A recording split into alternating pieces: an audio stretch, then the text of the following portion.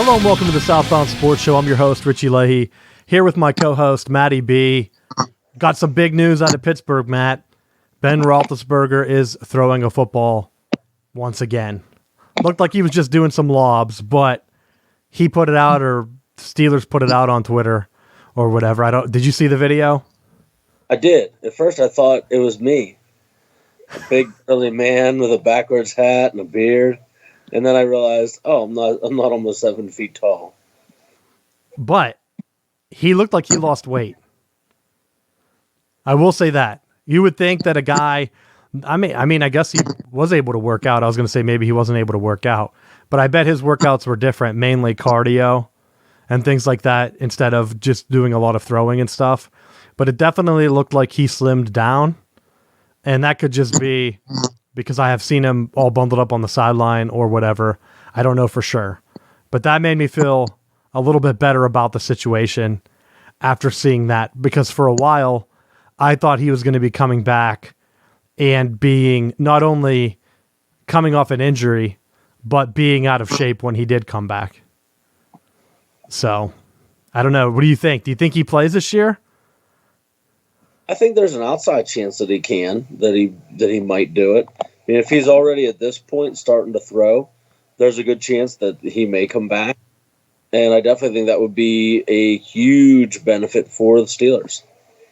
I don't think they should rush him back. Everyone seems to talk like he's going to be ready for the preseason game. And I mean, like even a Tommy John type thing, they're usually out a full year, and it happened in September. So he would be beating that ahead of time. The ligaments were detached. They had to reattach them or whatever else that they had to do. But at that point, if he's able to throw the ball with power, because we don't know, luckily Tommy John surgery has been getting so good that players come back usually stronger. Now, normally pitchers don't pitch until they're 40, except for some really strange cases like Jamie Moyer and things like that. But I don't think that those guys, when they get that old, are throwing 100-mile heat anymore. You're throwing the off-speed stuff trying to get people to chase. More like a Greg Maddux style. But anyway, back to quarterbacking. We will see if he comes back with the Peyton Manning duck arm. Because that was a thing. And that was when Peyton Manning was on HGH. So he was having HGH shipments to his house, and he still couldn't throw the ball downfield. Ben Roethlisberger's coming off a Tommy John surgery, basically. They haven't really came out and said that, but I've seen it reported, so I'm assuming that's what it was. They said that it was extensive ligament damage to his elbow. That's just where they reattach the tendons or whatever, so it has to be similar. I mean, it's probably a little bit different because it was a hit on the arm, but we got to see, because if he doesn't come back, the Steelers need to do something at quarterback. I don't know what they can do. I've seen some outlandish theories that have been floating around. One of them had Jalen Hurts in it, which I think would just be an awful situation to kick whatever offense you have down the road.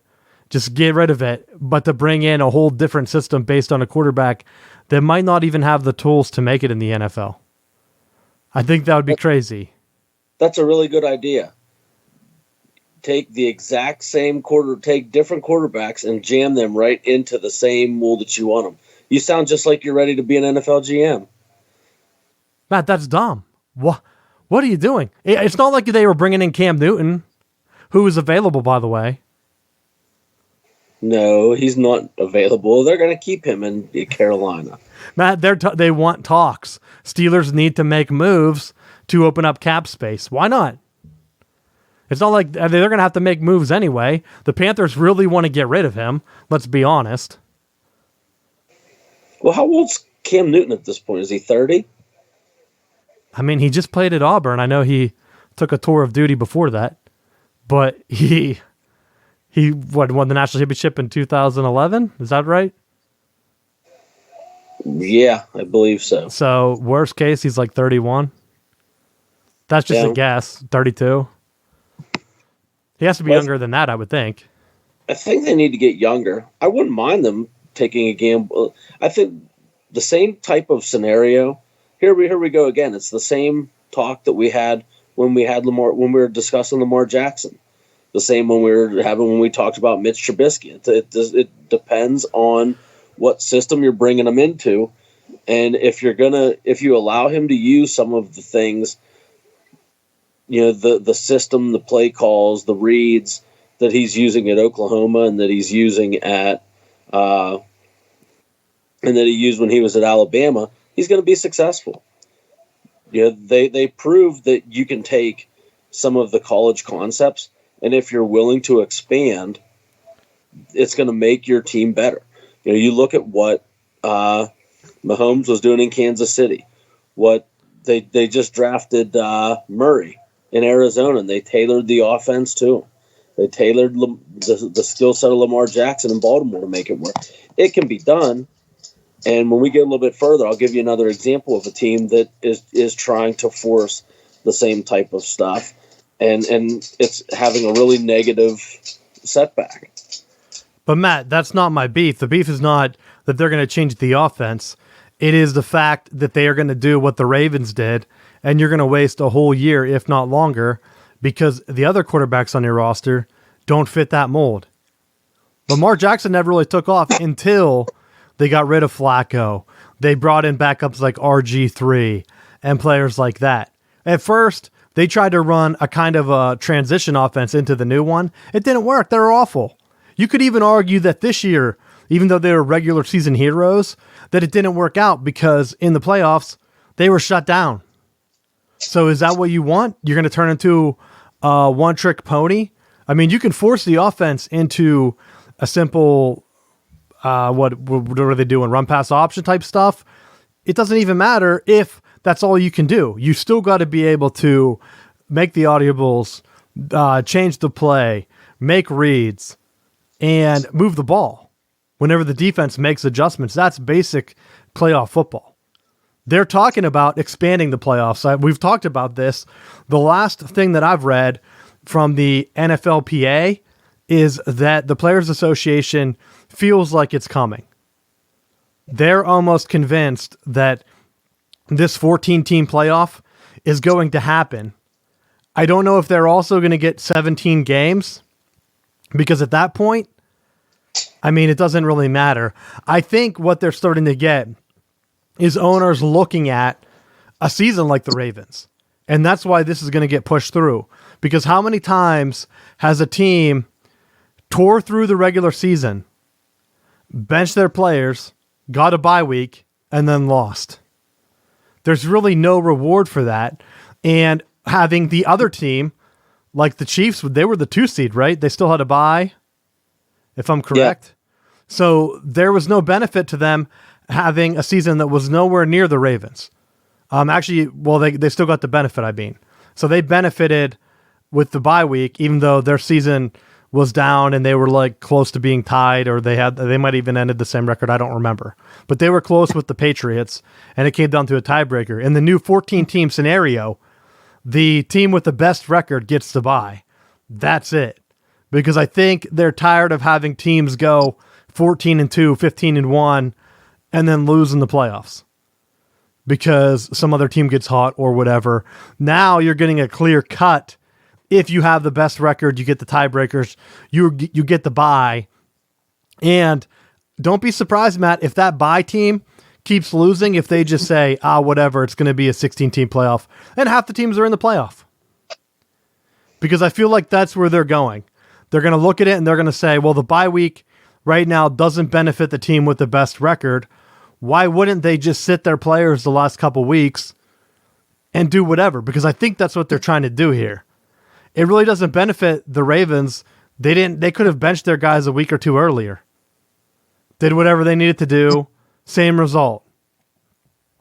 I mean, why not? Keep your guys healthy. One less game of 30 carries for your running back. One less game of hits for your quarterback. That it might extend their career by another year or two. And so I think by doing the 14-team playoff, they're going to get their other TV game. They're going to do 3 games on Saturday, 3 games on Sunday. And I like the format. I really hate the buys, and I really hate whenever people talk about it in college football because it's even more idiotic there. No team plays the same schedule. in the NFL, there's not that many teams, so it's kind of a balanced schedule. The NFC teams or whatever, the AFC teams, they've played a lot of the same teams. So you can kind of compare who beat who, what's your interdivision record, what is your conference record, things like that. In college football, you can have a team from the SEC never leave their state, only play in-conference teams. Arkansas State, Louisiana Tech is their non-conference, and then they're going to get a bye. They only play 8 games. Like, why reward them?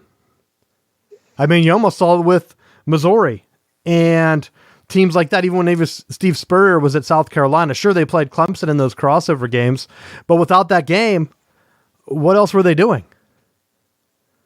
That's kind of what I'm at with the NFL. Why go to 14? Just go all the way to 16. I understand what they're doing, but I don't get it. What's your thought on it?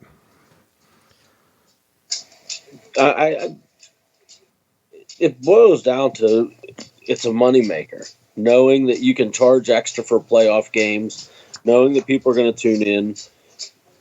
I think it's going to pass. And I think going to your point of resting people down the road, I think that's something that would that make you want to buy tickets? If you know that there's a good chance that all of the decent people are not going to be playing, are you going to want to go to a late November game to see a game, knowing that it's going to be a preseason? We talked about it the last couple of years at the preseason games. People get mad about going and seeing a bunch of people that they don't really care about. You're basically recreating that season at that point at the tail end of the year by saying, well, you lock up the first seed and then you rest everyone. Well, it's the same principle, that it's not going to draw people in and it's going to hurt the product that you're trying to put out. Yeah, that's why I don't understand what their goal is. I tried to explain it the best I could, at least from a business perspective, if people aren't following it close. And what it boils down to, you're right. Are they going to get the extra TV revenue? Yes. Are they going to get extra tickets? Yes, but it really only affects 4 teams right now, because you have the 2 extra teams each year that are going to get in, and then you have the 2 teams that would have had a bye. They now have another game. So there's going to be 4 teams that have an extra game now. Instead of if they would have went to 17 games, and they still might, then every other team gets a game. And maybe that's why they're trying to push it and saying, look, we can extend the season, but the regular season's still going to matter because now only 1 team gets by. And so I think they're trying to do a balancing act with the Players Association, saying, look, we're going to give you this extra game. You're going to get extra revenue, but you're also going to get extra playoff bonus money. And so I wonder if this came out of the talk for the 17th game, because they really want that extra game. So that's what I'm thinking. I don't see another way that they could be telling players that, hey, you're going to get 4 teams are going to have to play an extra game now on top of the already extra game, because we're going to add another entire week to the season. Now, possibly, it's a clear-cut way for players to get bonuses now in their contract, too, for earn a playoff bye. Now there's only 1 team. You can actually get a higher bonus now. And things like that, where, I mean, even in the contract terms, you could count that as make it to the second week of the playoffs, and that means you get the bye or whatever. I'm sure agents can find ways to throw that kind of stuff in. But like I'm thinking that what's going to happen is it's eventually going to become just a 16-team playoff. It's already very March Madness style. Could you imagine if 16 teams got in and they had like a March Madness style bracket? People pecking it, trying to pick the entire bracket? Because I think that would be something that would immediately start. And you would have like your number 1 overall seed in the NFC, your number 1 overall seed in the AFC, and you go down. Now it's kind of like who plays who. You don't know the matchup in the second round. Depends on who wins which game. It's still going to be like that now. So I wouldn't be surprised if by 2025 there's just 16 teams in the playoff. There's 17 weeks. Half the teams get in. Right now, and this is coming from a Steelers fan, Steelers would have been in the playoffs if the system was incorporated last year. They would have made it. Would they have won? Who knows, man? They would have played the Ravens. They matched up well with them that one time earlier in the year. So why not? They should have won that game. That was the Juju drop game. Don't even get me started on that. Or the fumble. That was the fumble game, right? Yeah. How many games? You have to remember which games he lost. But I will say this. I like more football, but at what point does it not matter? It's kind of like college. They added that 12th game, and I was looking back through the old schedules, and it was like, oh, it's like amazing. Michigan in 1997, they went undefeated. They only played 12 games, but they played like 2 Big 12 schools in their non-conference, along with their Big 10 slate, and their schedule was much tougher than anything we've seen now. You add the extra game, and it's just being filled in with a cupcake team. Just get rid of it and make the playoffs. That would be my thing for college. Get rid of a game. Go back to 11. The 12th game is a conference championship. Or whatever. It could be the first round of the playoffs. They could even do regionals, where if they wanted to keep it, they do like a cross conference type thing, almost like the Big Ten ACC Challenge, but sort of like as a play into the playoffs, where the number 1 team from the Big Ten plays the number 2 team from the ACC, and then they kind of like just go around like that. The number 2 team from the ACC plays the number 1 in the SEC, or vice versa, and you just flip them every year, and then that's your playoff bracket, or at least a play-in. Better than Ohio State versus Northwestern. I mean, no knock on Northwestern, but if you only have like 7 or 8 wins and you win your division, people aren't going to take you seriously. So you're letting all these teams in the playoffs, and then what happens with that? You're going to be back to square one, where people are going to tune out on these regular season games. You're going to lose the TV money. They're going to say, I don't know why the ratings are down, Matt. Holy cow, can you believe it? The ratings are down. And then they're going to say, I don't know why. But before I get into the ratings talk, do you have anything for the NFL? No, that's it for now. I do want to say one more thing, though. That was it Peter King? Was he like with Sports Illustrated, I believe? He is really high on your Jameis Winston to Pittsburgh. I was reading some of the asinine theories about how they should get Jalen Hurts and things like that, and I just wanted to smash my face into the wall, because I knew, why would you shove another random quarterback into a system with the head coach that never ran that system and things like that, when you have other quarterbacks that are available like Jameis that could fit right into the current system? I'd rather take a flyer on him, to be honest. Like, I'm on board with that. I'm fine with that. I like it. There are some other guys out there that you could try and kind of see. I'm still down with a 2 old quarterback system. See if Phillip Rivers wants to play. I mean, what would happen if they can make it work? If you say, hey, get Ben on the phone. He's coming off an injury. You're old. You're probably always hurt. Do you guys want to just split the season?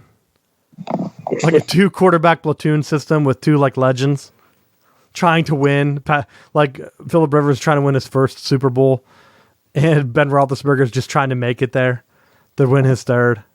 Well, there you go. We'll just bring Eli Manning in too. We could just have that whole draft class just hang out and be old. But it's not just about being old. It's about, they usually play hot for the first couple games of the year, and then they always die off because they are old. But if you have 2 old quarterbacks, Matt, the die off, they'll supplement each other. You don't have to take the HGH if you already have another quarterback to take your spot. So that's it.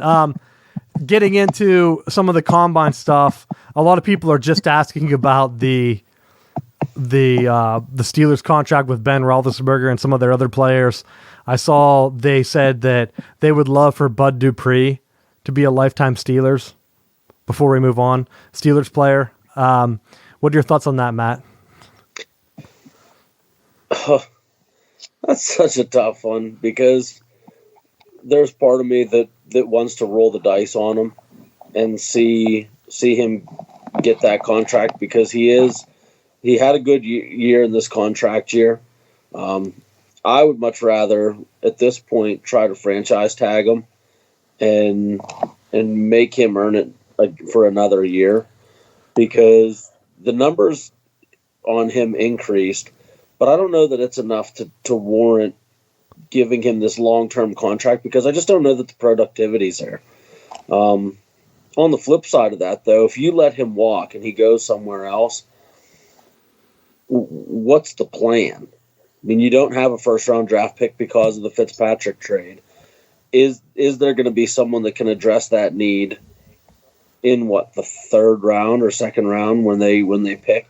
I don't know that you want to take a flyer that late when you need a day one contributor. So I think they're better off tagging him and seeing if he can continue to have the kind of year that he had last year. Yeah, you almost have to get lucky like the Raiders did with Mo Hurst from Michigan when he had the heart issue, and he went from day one and fell to whatever round they got him at. And then it's been a non-issue so far in the NFL, and he's been a solid player for them. Like, that's the kind of luck you have to have, but when you don't have a first-round pick, it makes it harder to get those moves. So you're kind of like in a Bill Belichick situation where you're going to try to get players that you can coach up, but the Steelers need more contributors right now if they're that close to the playoffs and if they're trying to actually take advantage of Roethlisberger's last couple years. So that's where you're looking at it and you're wondering, okay, what can they do? And is it going to be the same? Are they going to be around the 500 club, which isn't bad? I don't think they have to blow things up, but then you have to think, what is the future? Because that's the question that they have to answer right now. What do you want to do? It doesn't look like Duck Hodges or Mason Rudolph were ever able to grow this past season into something that would be long-term. What happens this year? If it ends up the exact same, you have no long-term plan at quarterback, because that would have been proven at that point. So what are you going to do? Are you going to try to bring in a vet early? Are you confident in those two guys that one of them is going to be able to make that growth? But I don't know. We'll see. Getting into the next topic, the XFL. But before we get into the actual game plan, and I know people might be tired of some of the business stuff we do on this show, but talking about the TV ratings is a big deal because the NBA right now is hurting. And it's big because of the way it affects the NFL teams, their ratings, their revenue, getting more games. Like, TV networks want them to get a 17th game. That's the entire thing. So as a fan, we're going to get more football, whether it happens or not, sooner or later, or if it's a different league, it's going to happen. The XFL ratings came in again, and the two public channel games, ABC and Fox, beat the NBA game again. And so that's the big one that I saw a lot of media people skipping over because of how poor the NBA's last contract was with television. ESPN and ABC bid billions of dollars to get a primetime Saturday night game and all these other games. And if we're being honest, it hasn't worked out. Everyone thought they were foolish to offer that much money. It was almost on the level of the NFL, even though they get a very small fraction of the viewers. So the NBA game on Saturday night on ABC, so it's a direct competition. It was an 8:30 game. They had 1.7 million viewers. The XFL, a brand new league out of nowhere on ABC at 2 p.m., had 1.9 million viewers. So you're competing against an established brand, the NBA. It was, who even was it? Does it tell me who was playing that game? I thought I had it, but it looks like I might have cropped it out. I thought it was a big game. The XFL beat it because people don't care about the NBA. I mean, it beat everything, Matt. I sent Matt the entire list The top game on Fox had 2 million viewers. It beat every other sporting event on Saturday. All the college basketball, all of what else is on here that I say? All of hockey, Premier League. They paid a ton of money for that Premier League stuff to be broadcast in the United States. Didn't even break 1 million. So all those people saying, well, once they get the Premier League here and you can see top soccer, it's really going to start to show. The XFL just started. They're still beating the rankings, the TV ratings. So you have to wonder, why are people talking trash on this league? And do they have other motives behind it? Because like Matt said last week, I believe they're locked up for 3 years. So if they keep averaging and beating all of the other sports, I mean, they beat a basketball game between Kansas and Baylor that came in at a 1.8. And it was on ESPN, granted. But their public games beat that. That was a 1 versus a number 3. That was a dream matchup for ESPN. XFL, their ESPN game was 1.4 million.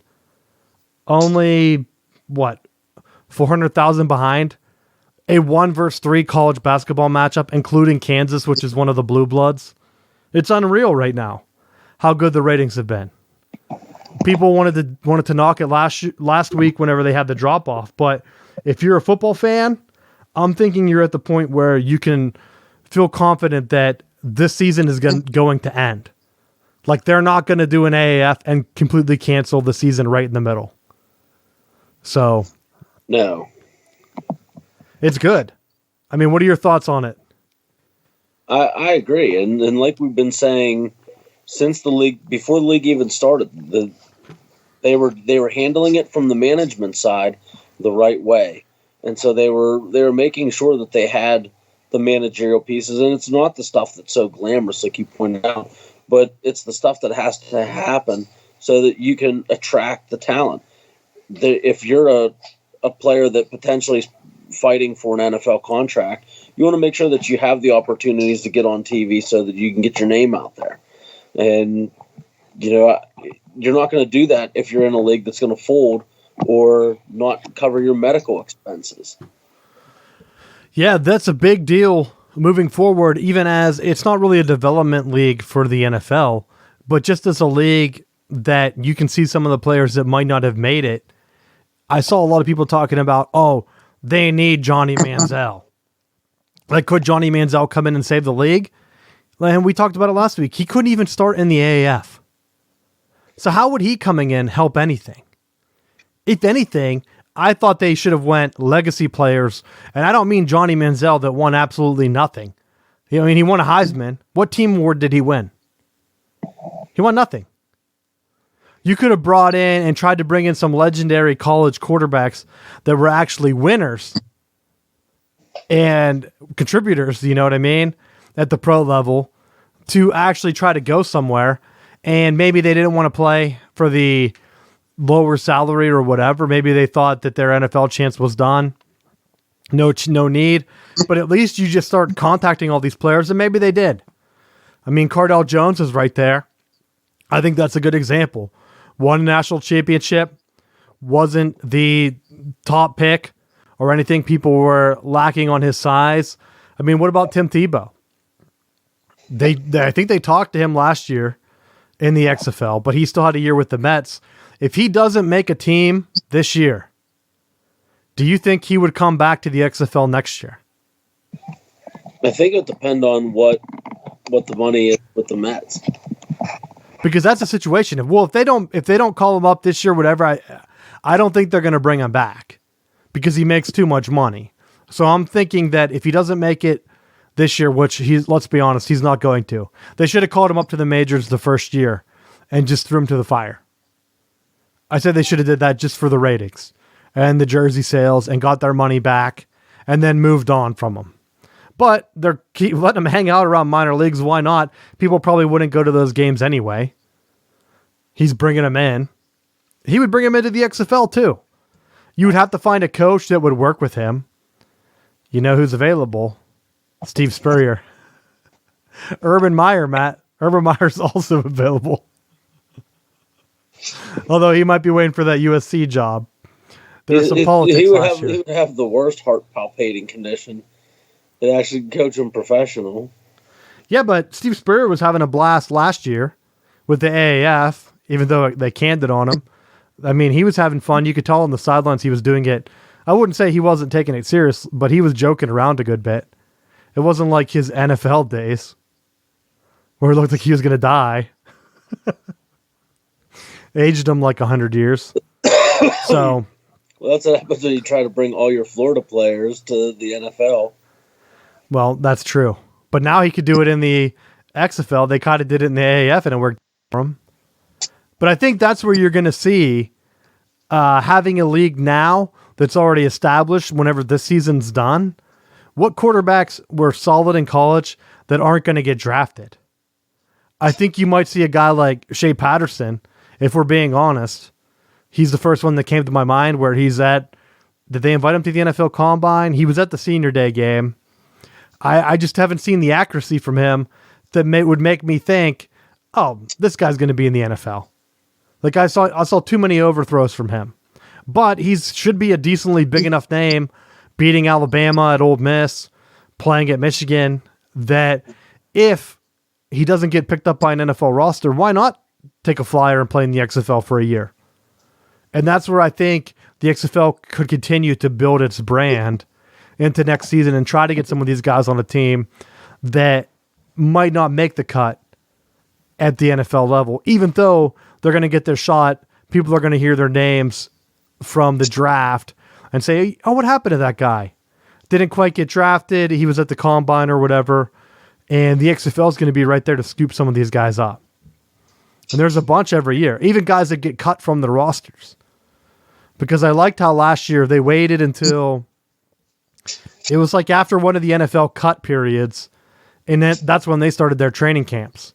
So players were relatively fresh, and they were trying to get guys that were fresh cut. Like, hey, you just lost your salary. Why don't you come over here and play for a little bit? Maybe the NFL will bring you back as a practice player or whatever.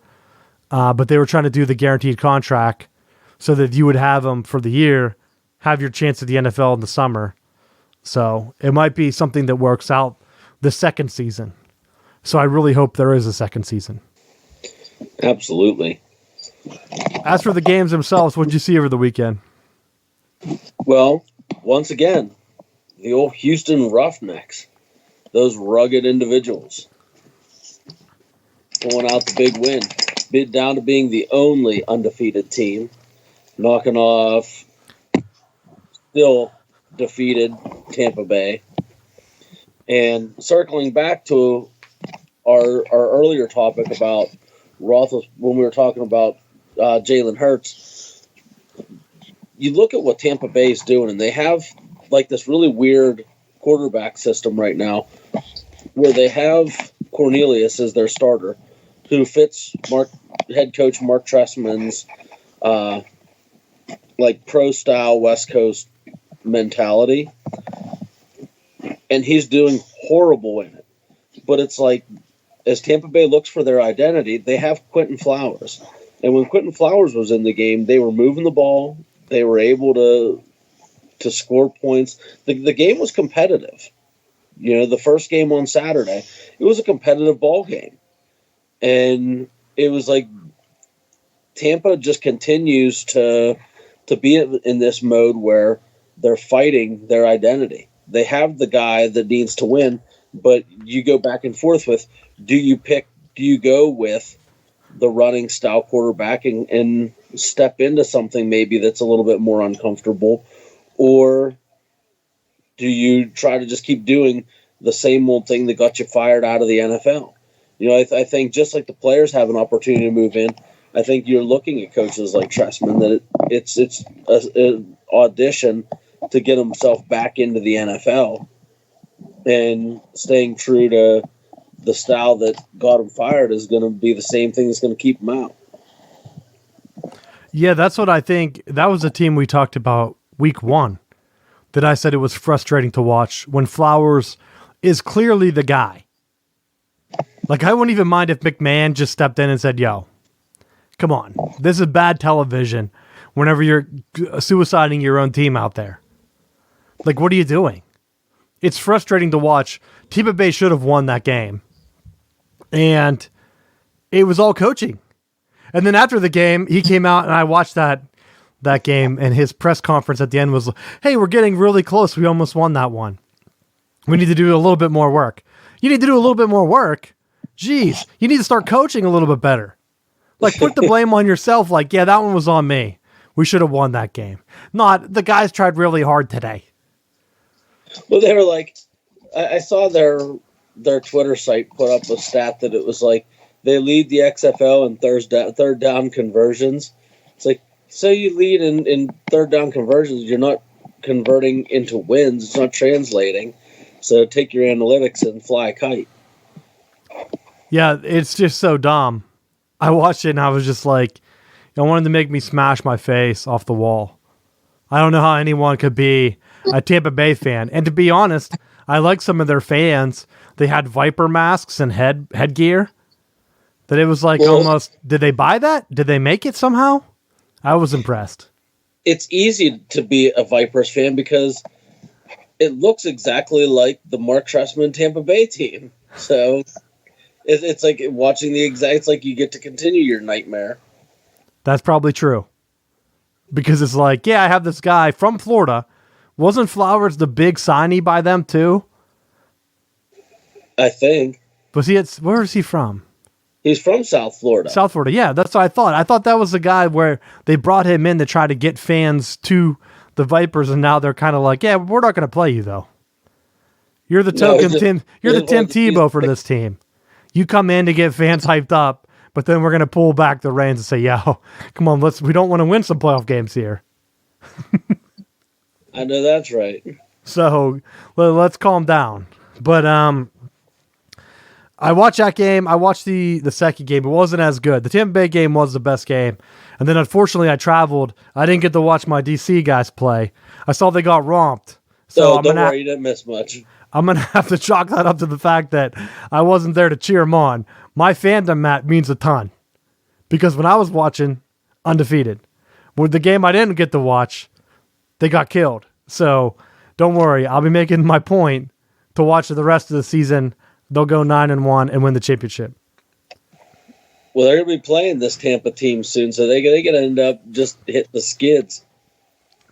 Well, we'll see what happens because I like how the way the league is. And to be honest, I was really hoping that there would be an upset. I thought Tampa Bay would be able to one to pull it off. I didn't realize DC was going to get killed. But at that point, you don't want two teams that would have been undefeated possibly making it to 5-0 because that makes your league look really bad.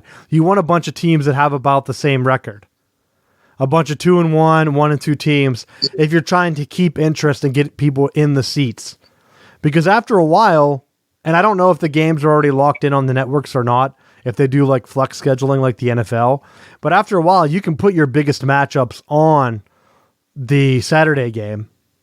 If they have that built into the schedule, I don't know if they did this year. But as a way where the NFL, they started to do flex scheduling. And I think they talked about doing it Monday night. Because let's be honest, for the NFL, they've been screwing ESPN on those Monday night matchups where they make them take each team like one time. And then you get like a Jets-Brown game like week 15. It's like, no one's watching this. Why is this the Monday night game? While Sunday night gets the best game. So what they're talking about now is being able to flip one of the nighttime matchups each week. I don't know if that will be thrown in with the 17-game season, but that's also on the table, which to me is good news because I think they needed to do that. Some of the Monday night matchups have been hot garbage that I did not want to watch. And to be honest, I will not stay up to watch them. Same with the XFL. Why, oh why, did they put the second game on at 6 p.m. on Sunday? You have years of built-in football where you know the game is on at 1 and you know the second game's right after like 4:15 or 4:30, whenever it starts. Instead, you say, let's blow it up. Let's put them on at weird times, even on Saturday. What are you doing? Do the noon kickoff into 3:30 if you don't want to do the 3:30 and the 8 o'clock game. Like, I understand that they paid the NBA all that money. The ABC's going to put the NBA on at 8:30. Do the noon game just like Big Ten football. I wake up on Saturday. I go outside, hang out for a bit, do some yard work, and I come in and watch the game. It's the perfect time. It's a nap time for kids. They go to bed. You watch some football. After the game, you have the rest of the day to do whatever you want.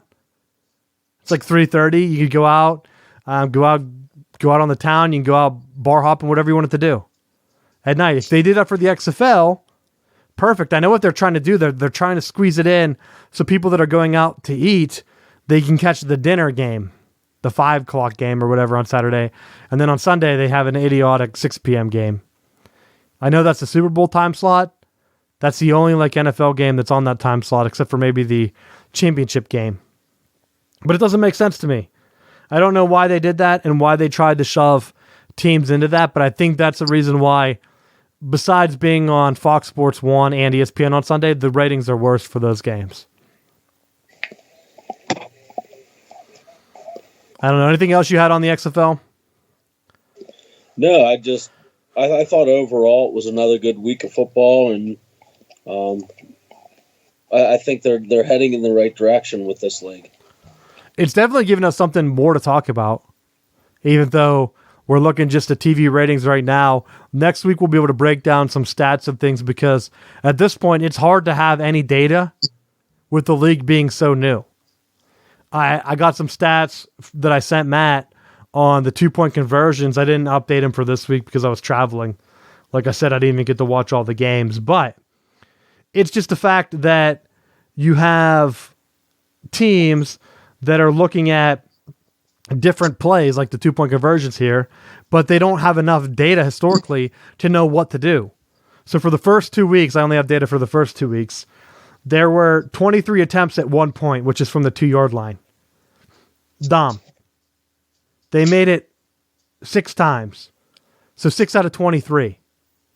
That's an awful ratio for going for it from 2.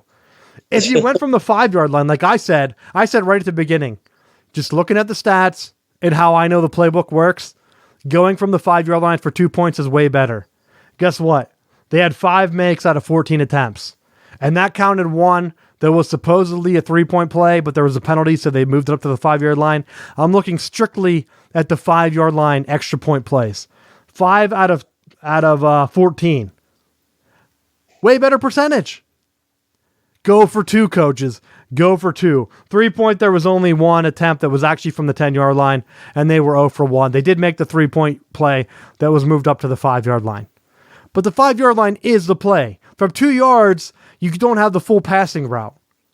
And it's not a gimme running.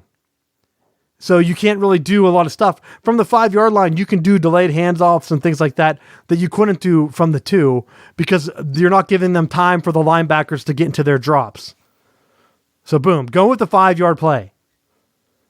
I don't know if the stats back me up on the week 3, but I was saving that one. I didn't have all the data last week whenever we did the show. At least I think those numbers are right. I got them from a couple different sources, so we'll see. If I'm wrong, you can yell at me or just send me the right data for next week. But I'm saying right now, 6 1 points, 5 2 points, go for the 2. Go for the 2. It's almost the same. They left 6 points on the board. Those teams.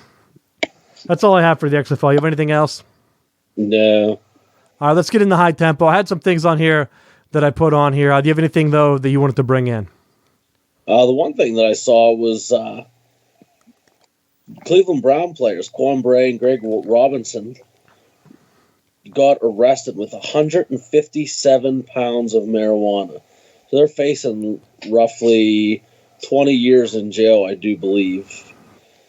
And insane. I don't even know how or why you would think having that much marijuana, whether that you're in a state that has it legalized or not, is going to be okay. I don't even know why they would. It just doesn't make any sense. Although, I feel like I thought the NFL would be the ones that would push through a lot of that stuff to try to keep their players out of the news for any reason. That if they could help it get legalized just to stop stories like this from showing up. But I'll be honest, not surprised. Until it's legalized, I feel like people are still going to get arrested for it. When you have that much money, they probably think it's a good investment. I don't know what they were doing with it, with that much, if they were trying to sell it to dispensaries or what they were doing. But I think you can get a license for that.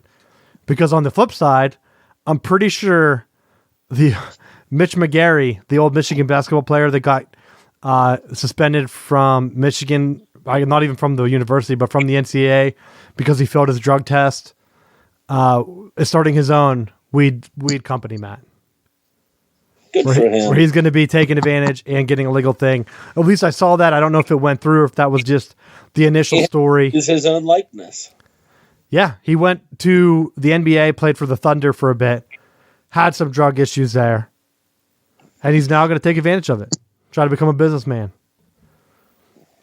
So don't be surprised if you don't see other NFL guys getting in, or even any athlete getting in on the business side of things, because they have the money to front the capital to get things going. But the thing that surprised me with this story, and with any story that involves a lot of these professional athletes, that you have ungodly amounts of money. Like, why would you do that kind of stuff? Like, to have that extent of drugs on you, or like getting into there's a lot of times where people were like in nightclubs and stuff late at night getting into problems. It's like, why would you do that? Why would you put yourself, when you're making that much money, that you could essentially afford to just buy a chunk of land, put your own club in place, and then not have to deal with other people? It's for the same reason. Probably they had someone close in their inner circle that said, hey, that you're going to make it awesome. You're going to make a quick buck. You're going to do nothing, and you're going to get a return on it. I guarantee that's what it was. Why else would you have that much on you? So that's what you're going to do. And a lot of people, they probably just were like, hey, you know what? I could get injured. I need the money. Let's do it. Get in on the wrong side of things. So I don't know. It's crazy. You have anything else? Nope. How about you this week? We had one news out of Pittsburgh. Pittsburgh Penguins are still making a run for the cup. They like the pieces they have. They traded for Marleau from the Sharks, Patrick Marleau. He is going to have a chance to win his first cup. I don't even know what they even say, if he's been in the playoffs or not. But they traded him for a conditional third-round pick. I like the move because you're not giving up a lot of top draft picks at that point in the NHL. Even like the NFL, you're not going to get a good contributor in the third round most of the time anyway. Try to get someone that you know is going to be able to put in. But he's on a league minimum, $700,000, Matt. So it's not even a deal breaker for the bank. There you go. Go ahead and get it done. I just like the fact that they are trying to make a run for the cup. I think they're only 2 points behind the Capitals in the division. And he'll try to win his first Stanley Cup. So brought into the team. I almost was wondering if they were just going to ride it out. But they've been making some moves. I think they're making some other roster moves too, where I like the direction they're going. Try to actually win the cup and take advantage of it, because you never know when your top guys are going to be gone. But we'll see how it works out. In other news, we didn't talk about it last week because of the timing, but Ryan Newman was in that horrific NASCAR crash, and because of the delayed, Daytona? They got rained out on Sunday, so they raced it on Monday. He was still in the hospital last I saw when we recorded. So I didn't want to do a show, talk about it, if he were to have died, like on Wednesday. And then people would have been listening to this and being like, oh, How insensitive. So I figured timing's bad. Let's just skip it. Fortunately, everything worked out well for him. So I have my initial notes on that, Matt. I love the roll cage. I was surprised when I saw that NASCAR didn't have that in when Dale Earnhardt had his crash. Some of the things I thought that they put in, I thought would have been common sense. Because the roll cage, how many times have you seen, not even just a NASCAR, but any of the race cars, where they hit because they're going so fast, they just flip sideways and just spin? Like, that should have been standard equipment. I mean, I know they had it back on Jeeps back then. When did they come in? Like the 90s? Like, come on, give me a break. NASCAR didn't have that. So I'm glad that they have that in effect, because you could really see it work with his crash, the way he spun. And that was the first thing. A lot of people were like, oh, he's dead. And I just thought, I was like, really? I thought he'd be fine. And everyone thought, like, people were baffled at me for thinking that he was going to be okay. But I knew that they have the new harness and things that keep your head and stuff pretty much protected with the roll cage. Now, if the car would have exploded or the fire would have got out of control, none of that safety stuff probably would have saved them. I know they have like the fire suits or whatever they wear. But a lot of the stuff, that just shows you how the sport, unfortunately, it took a death for them to make some of those changes, if we're being honest. But how the sport innovated didn't really change much. NASCAR's kind of been the same. In fact, it's the same so much that I hate it, where the cars are almost identical, where I think a lot of the fun when the sport first came out, like with my grandparents watching it and stuff like that, it was the different brands of cars bringing in their motors and their different things, their different innovations to try to make their own brand run faster. And NASCAR has everything restricted now, where it doesn't even matter what the brand is. The cars are going to be the exact same, just with different paint on them, because it has to be fair. Like, I think they should cut some of those regulations, let manufacturers do what they're going to do, and push it out. Who cares if Ford or Toyota or one of them make enough adjustments where their car wins every time? That's what I want to see. Innovation. I don't want to see them driving these neutered cars around just because NASCAR is like, well, you don't want your fender to be that big because of drift and things like that. So, any thoughts on that, Matt? No, I kind of agree. I'm glad that he was okay. I'm glad that he made the full recovery. And when you first watched that crash, it looked brutal. And even trying to get him out, it's like, is this going to be one of those moments where they're pulling him out of the car, and in hindsight, you're going, oh, what if he really is seriously injured? Now they're going to just keep replaying this over and over. But thankfully he was okay, and the safety measures they do have in place worked. That's why I didn't want to talk about it last week, because I was going to applaud the NASCAR community for like, oh, NASCAR did great. They made all those adjustments. He's fine. He's perfectly fine, Matt. I heard that they said it was serious condition but not critical, and then I didn't know what that meant at first. Like, how could it be serious but not critical? Like, are you losing limbs or something? But he walked out of the hospital. I mean, I'm sure he probably has all kind of concussions or whatever. I don't know how well the harness straps probably protecting your bones, but it'd be like getting hit by Ray Lewis 100 times when he was peak deer antler performance. But I don't know. I'm sure it's going to be crazy for him to get back out there and not be a little scared. I thought the bump was kind of unnecessary, but he was kind of at fault. The way he cut in front, where I thought he should have stayed to the outside. It was like the last lap anyway. I think didn't his wreck cause him to cross the line fourth or something like that? I think there's something crazy like that. So, I really didn't think there was any like foul play with that. It just looked like, you know how you're at you're at like the mall or whatever, you're at the grocery store, and there's two people coming the same way, and you're like, oh, I'll cut to the left here, and they cut the same exact way, so you have to stop like an idiot and be like, no, you go. That's kind of like what that accident reminded me of. I was just saying, when you're trying to get that last parking spot and you Tokyo drift into it. I'm too safe of a driver for that. I keep my hands at 10 and 2, Matt. I bet you do. All right, last topic, college. I put it at the end, but I put it in the topic because Pitt, Matt, they sanctioned themselves. And I had the stats on this one. Hold on, let me bring it up. They put themselves in timeout. Well, let's just put it out there. I'm pretty sure they did this just to try to get out of paying Kevin Stallings, right? Like, I can't be the only one that immediately read the headline and thought, "Oh, perfect. They don't want to pay Stallings anymore." Because they put out this report that they were going to self-sanction themselves to the NCAA because of infractions of having additional coaches coaching their team.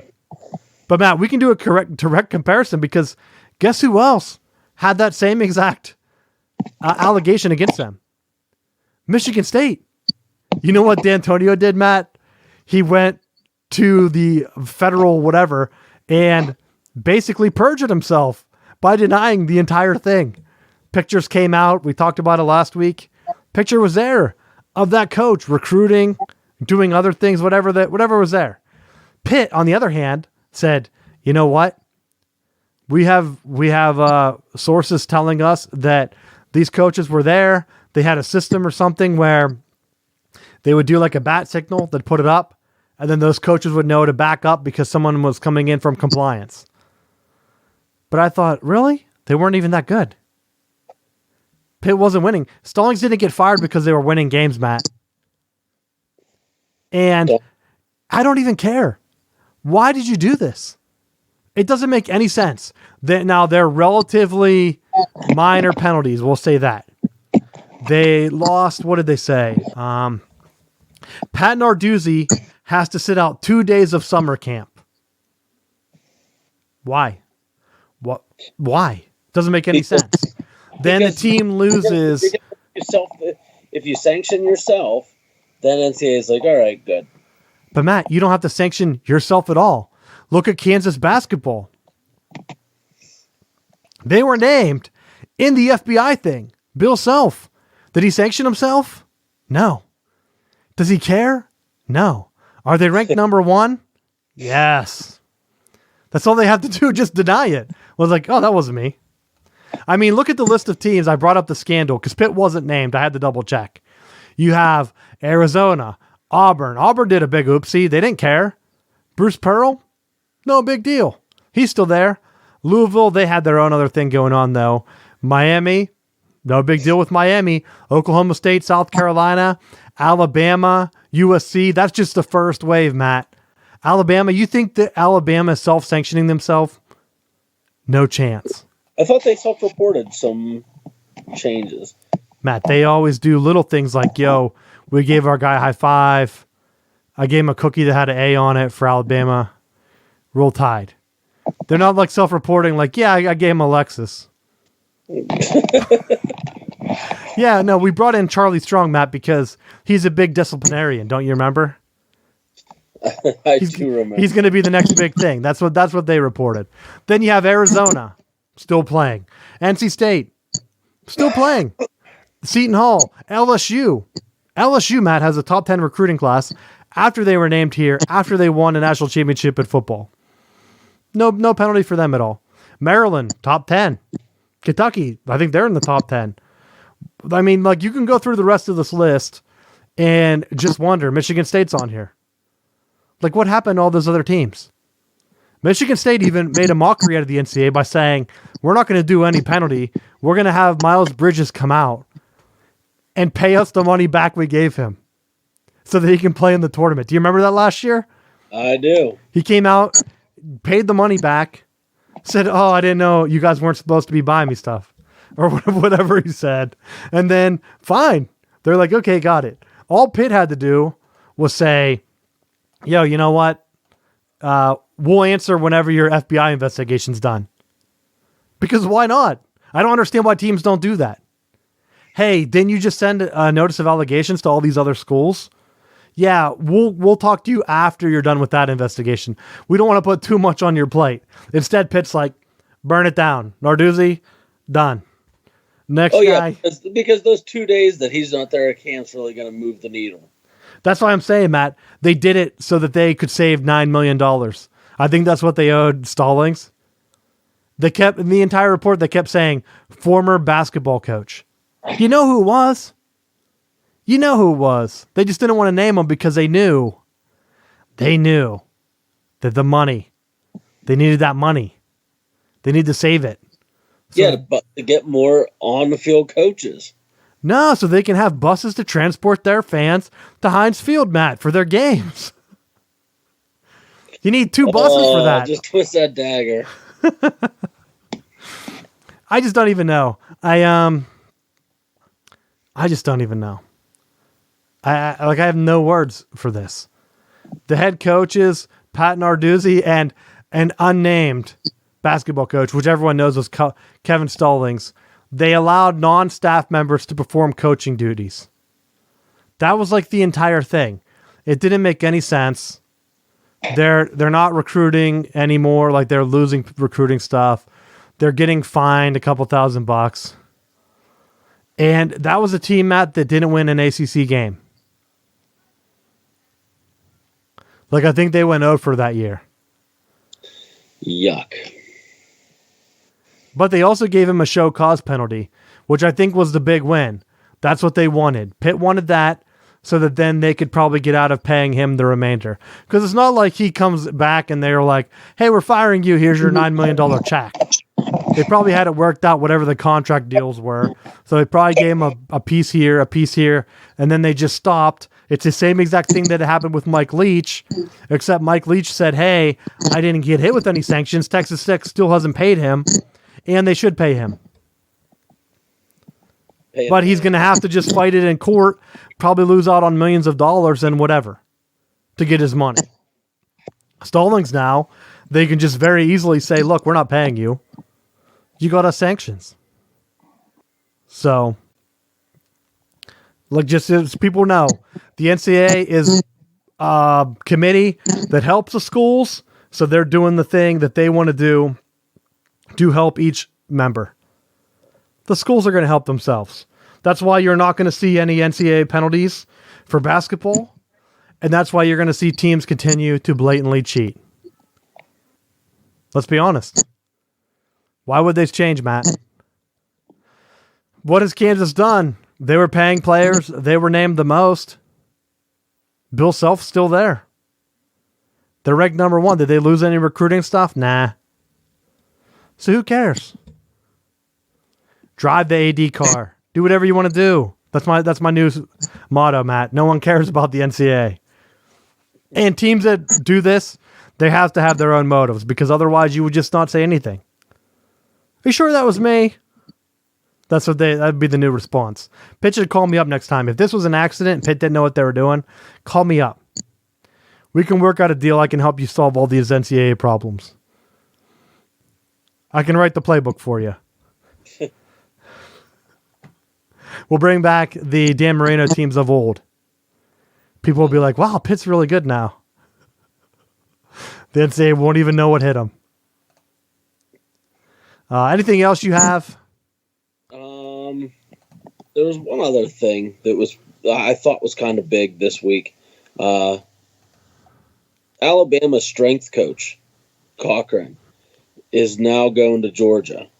And I'm curious about the move, because it just seems like typically when it comes to strength and conditioning positions, that's one of the biggest people on your staff, because at the college level, the strength and conditioning guy, like a lot of the coaches don't run their weight room. They defer that to your strength and conditioning coach.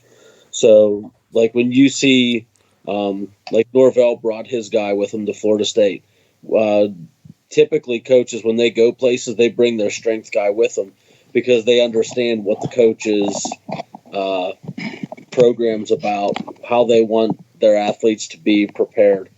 And it's a typical hand-in-hand move that they do. And to see this coach now go into Georgia is kind of a surprise move, because there's that connection with Kirby Smart from when he was at Alabama. But also, I saw some reports that were saying that he was looking to try to get an on-field position, and Alabama was just boxing him out of that. So that's going to be something to keep in mind in this upcoming season, because for the first time, I think, since Saban's been at Alabama, he's having to replace a strength coach. Well, let's be honest, Matt. If there's one team that I don't want to see win a national championship, it's Georgia. They're on that Michigan train. They're one of the few teams that hasn't won a national championship from before Michigan's last one.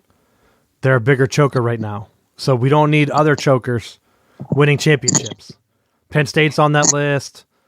They haven't won since the 80s, Notre Dame. So Georgia's on the big choke list.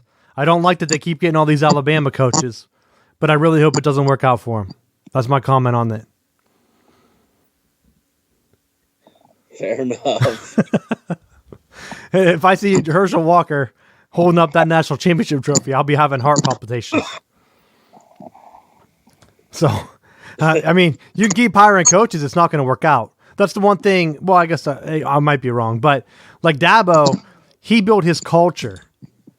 Georgia's just trying to steal Alabama's culture. I just don't think it's going to work.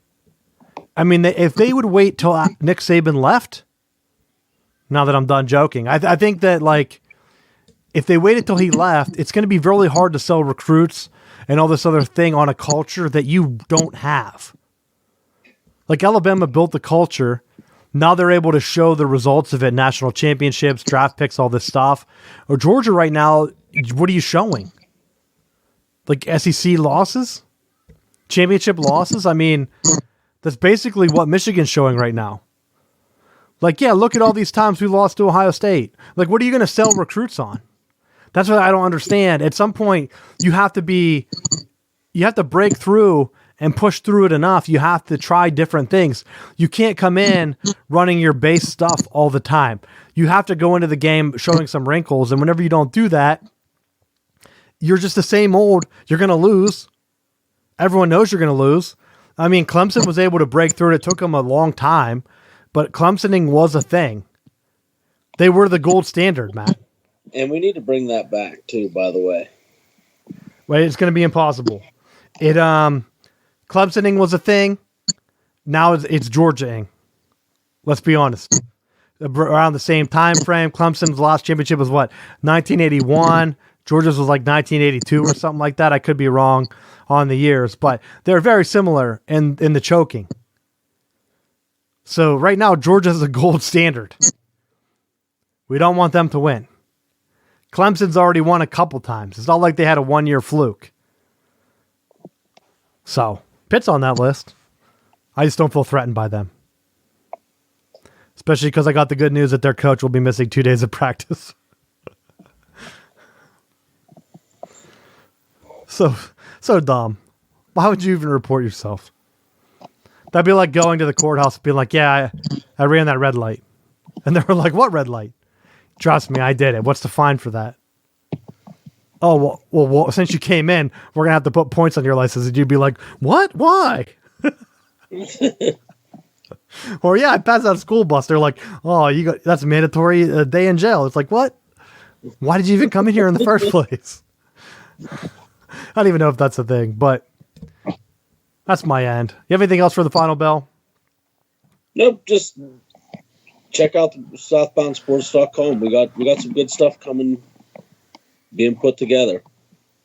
Yeah, I thought I had some more stuff, but I mean, we already went pretty long. I'll bring it next week if it's important. We got the combine stuff.